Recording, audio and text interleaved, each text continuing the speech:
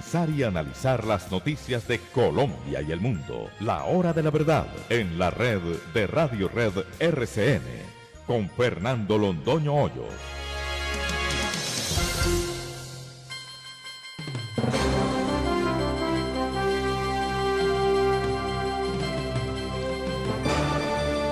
Muy buenos días, son las 6 de la mañana de este miércoles 1 de julio de 2020, esta es la hora de la verdad y estos son temas y asuntos que trataremos en la grata compañía de ustedes durante las próximas horas.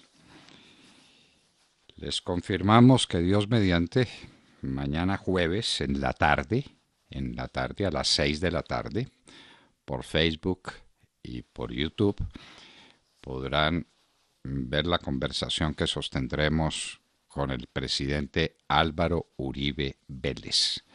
Mañana jueves a las 6 de la tarde, Álvaro Uribe Vélez estará con nosotros en la hora de la verdad. Se agrava la pandemia del coronavirus. En los Estados Unidos no tiene control. Hay 16 estados de los Estados Unidos que ya reconocen que abrieron demasiado rápido, que lo que corresponde es tratar de cerrar, pero los expertos dicen que demasiado tarde. El consejero de Trump, el doctor Fauci, o Fauci, pues, en fin, como quieran pronunciarlo, dice que la pandemia es tal que puede llegar a 100,000 personas contagiadas al día en los Estados Unidos. Irán, que también estaba en plan de apertura, tiene altísimas cifras de contagio. El Banco de la República sigue con su imponente paso de tortuga. Otros 25 punticos que tendrán efecto dentro de no sé cuántos meses. Y ahí están los resultados. Los resultados son los resultados del desempleo, de la crisis económica. Eso empieza por una política monetaria absurda, pacata, equivocada, francamente equivocada del Banco de la República. Gran reunión, grande alarde, ¿qué va a pasar? 25 punticos. Eso les pareció demasiado audaz la petición de algunos de los consejeros que pedían 50 punticos, que hubiera sido muy poquito, pero 25. Esto es inaudito. Esto es inaudito. Al Banco de la República hay que sacarlo a pasear, porque esta es una crisis económica sin precedentes y todos los responsables de la economía tienen que presentarse ante el país a explicarle por qué fue esta catástrofe. La tasa de desempleo es una tasa gigantesca. Con respecto a mayo de hace un año, 5 millones de personas perdieron el empleo. Pero, ojo, que es que la tasa de participación cayó del 60 y tantos al 50 y tantos. ¿Qué es la tasa de participación? La gente que está buscando empleo. Sobre esa base se calcula el desempleo. Entonces ya mucha más gente resolvió que para qué buscaba empleo, si no había. Entonces baja la tasa de participación y con la tasa de participación baja, el desempleo se fue a las nubes. Eso es hambre. Eso es desequilibrio social. Claro, tenemos la pandemia. ¿Quién lo niega? Pero ¿no se hubiera podido manejar mejor? Nos hicieron cuarentena total. Cuando la pandemia apenas empezaba, las cifras eran muy bajas. Y ahora, cuando las cifras están altísimas, entonces sí descubrieron que no se podía cerrar la economía. Vaya, vaya. La caída en la producción y los precios del petróleo. Estábamos viviendo literalmente del petróleo, ojo, antes de la pandemia. Teníamos un déficit de balanza comercial enorme de $1,000 millones mensuales. Para resumir, teníamos un déficit en cuenta corriente impresionante y estábamos viviendo del petróleo. Y ahora se cayó la producción del petróleo en 300,000 barriles y se cayeron los precios a los niveles que ustedes conocen y se quedaron ahí en $40 el barril. Hablaremos con Francisco José Lloreda, presidente de la Asociación de Petroleros. ¿Cómo terminó la cosecha cafetera? alguna buena noticia tenía que tener la economía colombiana y cómo son las perspectivas para finales del año. Hablaremos con el representante a la Cámara, Gabriel Vallejo. El cierre de Bioenergy. Esto nos lo tienen que explicar despacio. Esto no puede quedarse así. Bioenergy costó $800 millones y ahora descubrieron que no sirve para nada y lo cierran. $800 millones y no pasa nada. Y eso lo ordenó Ecopetrol y esos son recursos de los colombianos. ¿Y cómo van a cerrar una planta que produce nada menos que un elemento fundamental para los combustibles? Bien que sea para el ACPM o bien que sea para la gasolina. Fundamental, Bioenergy. No, tranquilamente, la cierran y le nombran liquidador y aquí no pasa nada. Y ahí están invertidos en la construcción más de $800 millones de los colombianos. Y no hay quien responda. A nadie le preguntan. ¿Quién tomó la decisión? O de abrirla y de montarnos en semejante vaca loca o de desmontarla ahora. Pero aquí no hay quien responda políticamente por nada, por nada. ¿Qué le vamos a hacer? La cárcel del Espinal en el Tolima tiene más contagios que todo el pueblo del Espinal. 413 contagios y la noche que llega, porque en ese hacinamiento habrá COVID-19 para todos los presos, como debe estar pasando en muchas cárceles del país. Aunque la señora Margarita Cabello dijo que se habían puesto en vigencia y en funcionamiento unas medidas protectivas supremamente eficaces, como bien se ve. Primer arresto en Hong Kong, en marcha el plan chino para quitarle autonomía a Hong Kong y entonces ya no se puede hacer manifestación ni hacerle mala cara a los chinos en Hong Kong porque los meten a la cárcel. Nuevo revés judicial de Trump. Trump había dicho que una persona originaria de un país que había pasado por otro país ya no podía pedir asilo en los Estados Unidos. Un juez federal le dijo que eso era contrario a la Constitución de los Estados Unidos. Viene visita de AMLO a los Estados Unidos. AMLO es Andrés Manuel López Obrador, el presidente de México, de un país que tiene a la deriva. No se preparó para el coronavirus se lo comió. No se preparó para nada. México está en una crisis horrenda y visita a Trump en otra crisis horrenda, y eso en medio de la pandemia del coronavirus. El acuerdo entre la alcaldesa y el gobierno. Ahora, señores, respiren tranquilos. Habrá cama para todos los enfermos de coronavirus. Aparecieron los respiradores, aparecieron las camas, todo tranquilo. La alcaldesa se tranquilizó, el ministro de Salud respiró en paz, de manera que no se preocupen. En Bogotá se pueden enfermar. Por Calla Daza piden testimonio de directora del Centro Democrático Nubia Estela Martínez. Esto es pues dentro de la carga de caballería ligera de la Corte Suprema de Justicia y de la Fiscalía General de la Nación contra el presidente Álvaro Uribe Vélez. Y hoy habrá una especie de inspección judicial en la sede del Centro Democrático. De manera que aquí no revisan lo que pasó en la elección de Juan Manuel Santos, ni lo de Odebrecht, eso pasó a la historia, nadie pregunta por eso. Las impolutas ministras viviendo a sus anchas en los Estados Unidos, nadie hace nada, pero el Centro Democrático, qué horror es el Centro Democrático. En Canadá, dice el ministro Trudeau que lo peor pasó, pero que le preocupa el crecimiento del coronavirus en los Estados Unidos. Claro, el crecimiento es pavoroso y la situación en muchos estados de la Unión es terrible.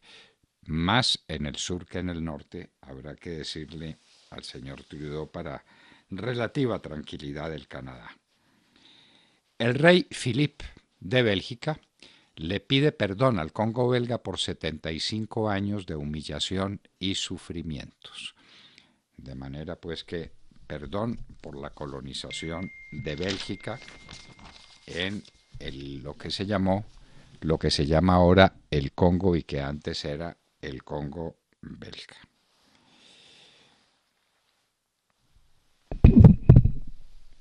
Conflicto entre Guyana y Venezuela. Guyana dice que Venezuela se le ha comido 3/4 partes de su territorio, no pasa nada. Va a la Corte Internacional de Justicia y Venezuela dice que ella allá no va porque no ha reconocido esa jurisdicción. Nueva York. El señor Cuomo, el gobernador del estado de Nueva York, en Nueva York está la ciudad, pero está también el estado de Nueva York, que ha hecho una tarea magnífica para combatir un coronavirus que se lo estaba comiendo. Ahora le impone cuarentena a los norteamericanos que llegan al estado de Nueva York. Y pues tiene toda la razón. Tiene que defender a su gente y amplía el número de estados que tendrán que someterse a esa cuarentena si quieren ir a la capital financiera del mundo. En Inglaterra, el número de muertos vuelve al promedio previo al coronavirus. En otras palabras, los ingleses están en la convicción de que el coronavirus ya pasó al olvido, tienen medidas preventivas, se están cuidando, pero ya todo pasó. El promedio de muertos es igual al que tenían antes de la epidemia. Hay una nueva pandemia en China.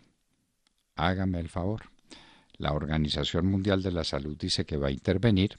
Es una influenza porcina. Ya tuvimos otra. Influenza no. Tuvimos otra plaga porcina supremamente grave en el mundo. ¿Qué es lo que pasa con los chinos? ¿Qué es lo que pasa con su sistema de prevención, con su sistema de salud? El tapabocas se convirtió en los Estados Unidos en un símbolo político.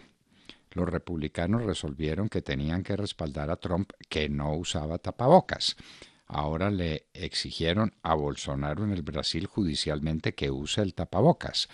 Y el tapabocas es el elemento esencial para precaver la transmisión del virus.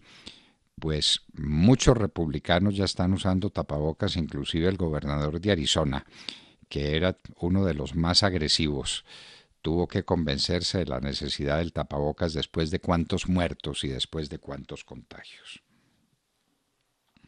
Son 16 los estados de los Estados Unidos que están suspendiendo la reapertura probablemente demasiado tarde. Hay una crítica por el altísimo precio del Remdesivir. Una farmacéutica Gilead, no es Gillette como la de las cuchillas, se escribe Gilead, la está fabricando y vale $500 la dosis. Y se necesitan por lo menos 7 dosis en un tratamiento, vale $3.500 el tratamiento, o 5 dosis y vale $2.500 o $2.700 el tratamiento. Un precio excesivo y brutal porque se ha demostrado que tiene eficacia para combatir el coronavirus en las personas que se encuentran en extrema gravedad como resultado del contagio. Y hoy en la historia, año de 1863, la batalla decisiva en la guerra de secesión de los Estados Unidos, la guerra entre el norte y el sur, entre confederados y unionistas, la batalla de Gettysburg. A ella le dedicó Lincoln una de las páginas oratorias más famosas de todos los tiempos. ¿Cómo fue la batalla de Gettysburg? De todo esto y de mucho más hablaremos con ustedes en las próximas horas en la Hora de la Verdad. Y recuerden que en estos tiempos de estar en casa son muchas las opciones que tienen para sintonizarnos. Estamos como siempre en los dispositivos móviles a través de TuneIn. Allí nos encuentran como La Hora de la Verdad. También pueden sintonizarnos a través de Facebook Live o a través de nuestra página de internet www.lahoradelaverdad.com.co. Y por supuesto estamos presentes en las frecuencias de Radio Red de RCN, en los diales 710 AM en Medellín, 1200 AM en Cali y 970 AM en Bogotá. Y se enlaza con nuestra señal Radio Sabana de Sincelejo a través de los 1370 AM. Recuerden que ahora estamos presentes en 9 plataformas de podcast. Nuestros oyentes nos escuchan principalmente a través de Apple Podcasts y a través de Spotify. Y no olviden que los oyentes son lo más importante de la hora de la verdad. Con todos nos encanta siempre estar en contacto y hay muchas maneras de hacerlo. Nos pueden seguir en Twitter y enviarnos sus comentarios, nuestra cuenta @hora de la verdad. O también pueden hacerlo a través de Instagram, nuestra cuenta @la hora de la verdad oficial, o a través de Facebook, en donde siempre estamos pendientes de sus opiniones y de sus comentarios. En Colombia son las 6 de la mañana, 16 minutos. Continuamos con las noticias, con las más importantes del momento. Es momento de estar en casa, disfrutar en familia, recuperar el tiempo perdido y escuchar La Hora de la Verdad con Fernando Londoño Hoyos, de lunes a viernes de 6 a 10 de la mañana por Radio Red de RCN.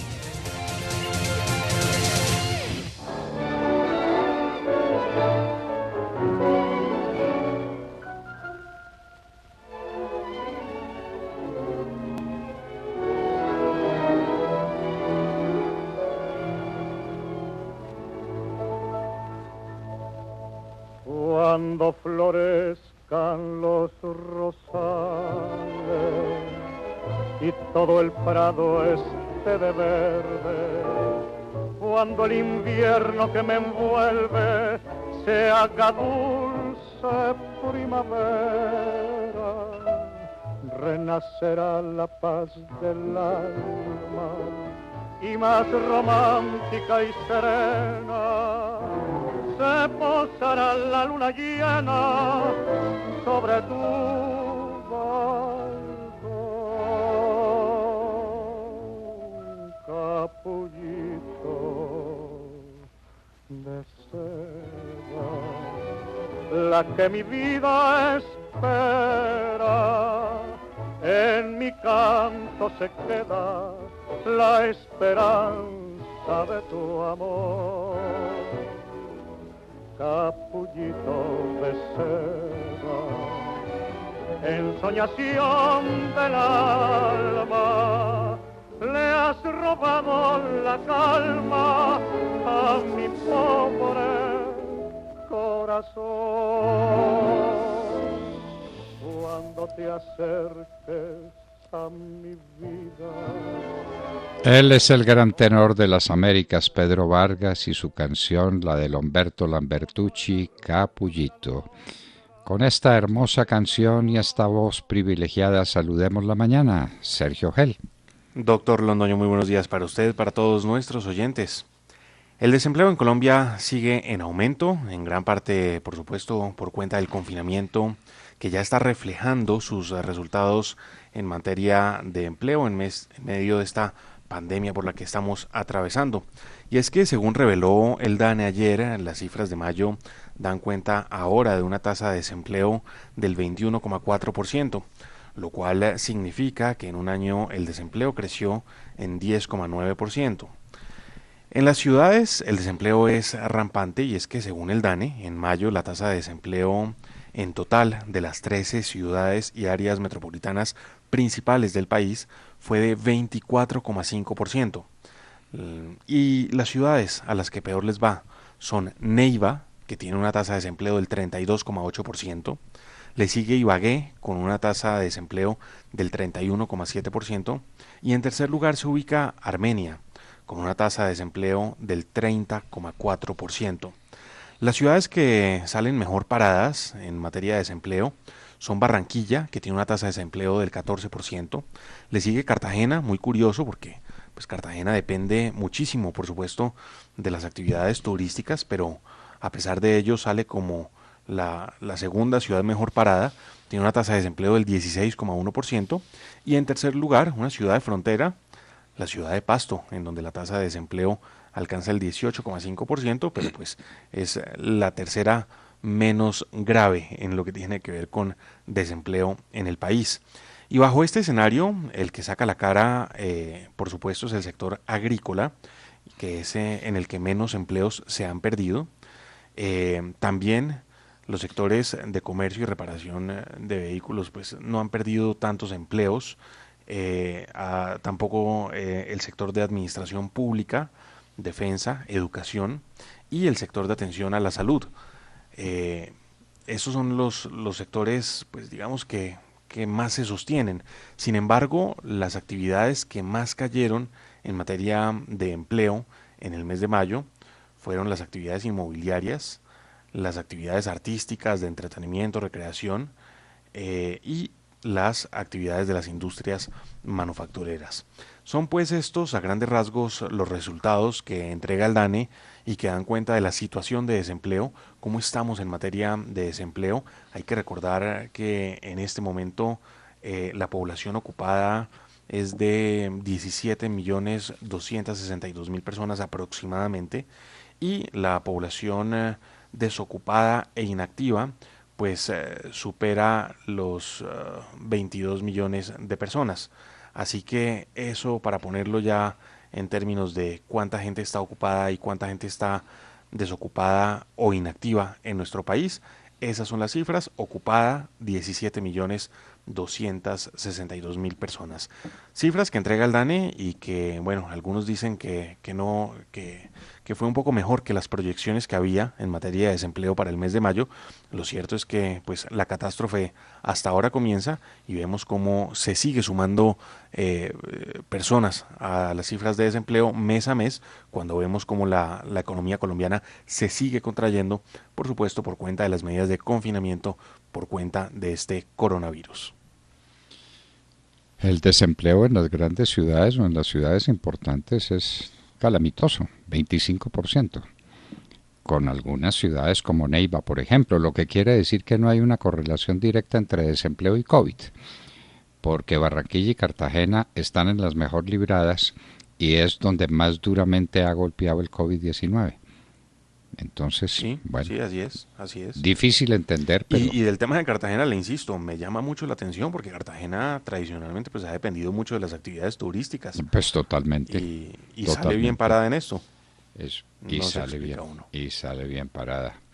No es fácil explicarlo. Montserrat Fernández, buenos días. Muy buenos días. Bueno, pues les cuento que a Nicolásito, que es así como le llaman al hijo del presidente venezolano Nicolás Maduro, le espera una dura tarea en caso de que aspire al trono, quiero decir, a la presidencia, como muchos aseguran. Su papá está librando tantas batallas y ha incendiado tantos frentes que yo creo que va a necesitar un milagro, ¿eh? Un milagro para mantenerse en el poder y para que Nicolásito lo suceda. El alto representante para la política exterior europea, Josep Borrell, no ha disimulado su malestar. Ayer lo decía a través de las redes sociales y fue una reacción que tuvo a raíz de la expulsión de la embajadora de la Unión Europea en Caracas y escribió en redes sociales esto: condenamos y rechazamos la expulsión de nuestra embajadora en Caracas. Tomaremos las medidas necesarias, habituales, de reciprocidad y solo una solución negociada entre venezolanos permitirá al país salir de su profunda crisis. Es decir, la Unión Europea, palabras más, palabras menos, le dice que le va a hacer exactamente lo mismo, que van a expulsar al representante venezolano en la Unión Europea. La respuesta de Maduro ha sido, como siempre, salir a amenazar y a vociferar a los cuatro vientos la persecución de la que dice él es víctima, y culpa también al embajador de España en Caracas de estar implicado en la llamada Operación Gedeón. No sé si recuerdan esa operación que parece sacada más bien de un cómic, ¿no? O de una película de humor, donde se suponía que una docena de personas medio mareados, porque así es como estaban, a bordo de una lancha, viajaron desde Colombia para llevarse a Maduro. Y como Leopoldo López se encuentra refugiado en la delegación española en Caracas, pues Maduro culpa al embajador español y a Leopoldo López de estar implicados en dicha incursión.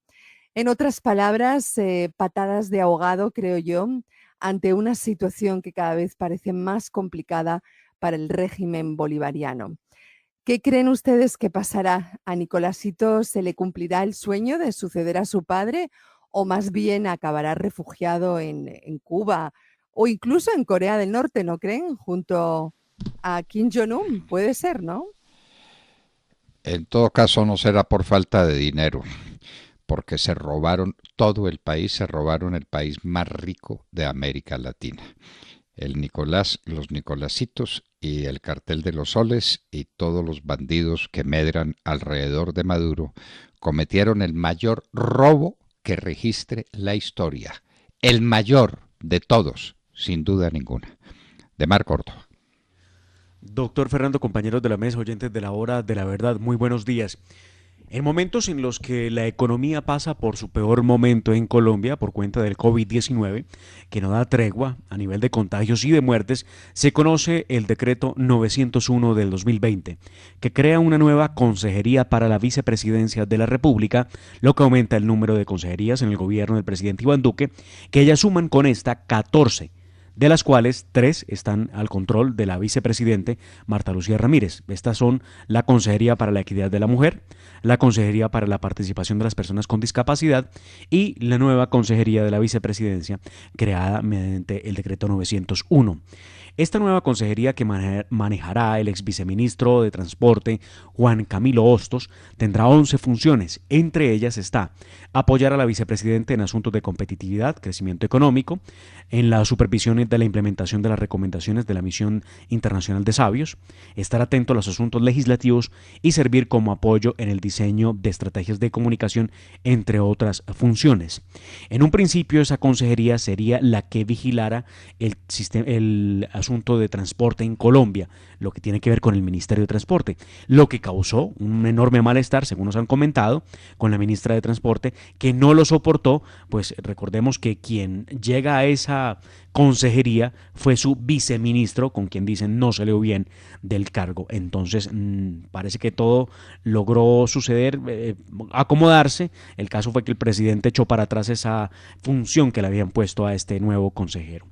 En las consideraciones de este decreto se resalta la necesidad de fortalecer el despacho de la vicepresidencia con el fin de dotarla de las distintas instancias necesarias que le permitan cumplir con las misiones confiadas por el presidente de la República, porque recordemos, el vicepresidente de la República no tiene unas funciones constitucionales, más bien tiene unas funciones que son delegadas por el presidente directamente.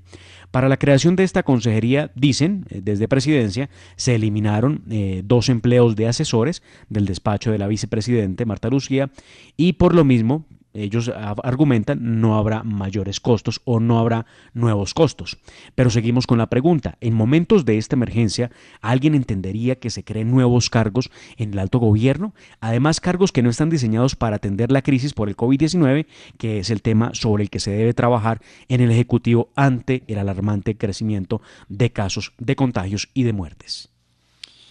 Yo tengo que precisar que la vicepresidencia de la República o el vicepresidente o la vicepresidenta no tiene funciones constitucionales ni legales. No las tiene, no tiene ninguna, distinta de estar en su casa esperando a que el presidente no le pase nada. Porque si le pasa algo, entonces sí tendría la función de sustituirlo.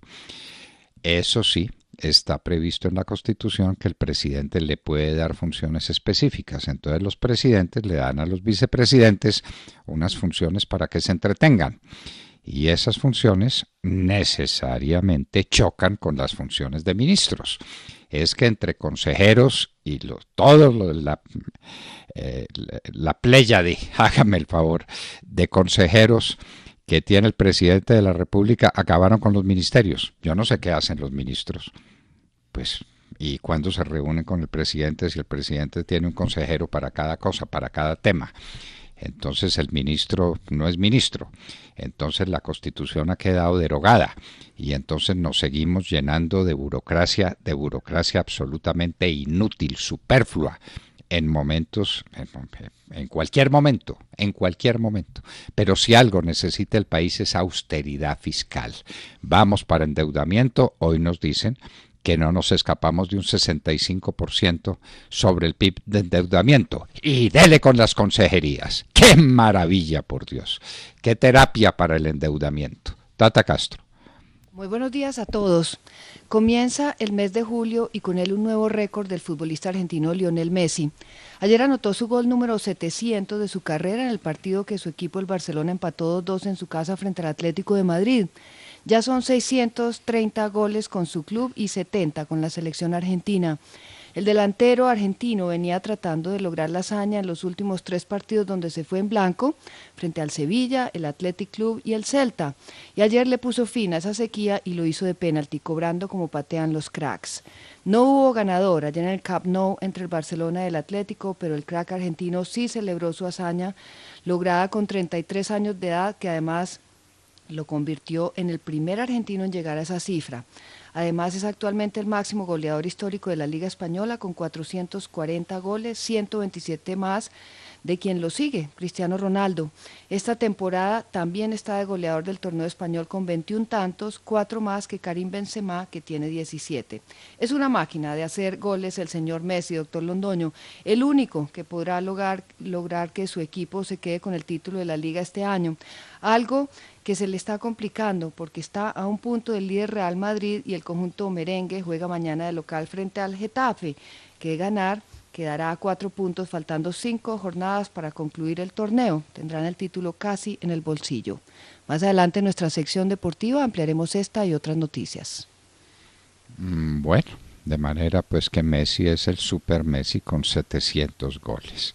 Y en un minuto estará con nosotros Francisco José Lloreda, presidente de la Asociación Colombiana de Petróleo, para hablar de una gravísima crisis en la industria del petróleo, de la cual industria depende la suerte del país, tanto en su sector, en la parte fiscal, como en la parte de balanza comercial y en el déficit en cuenta corriente.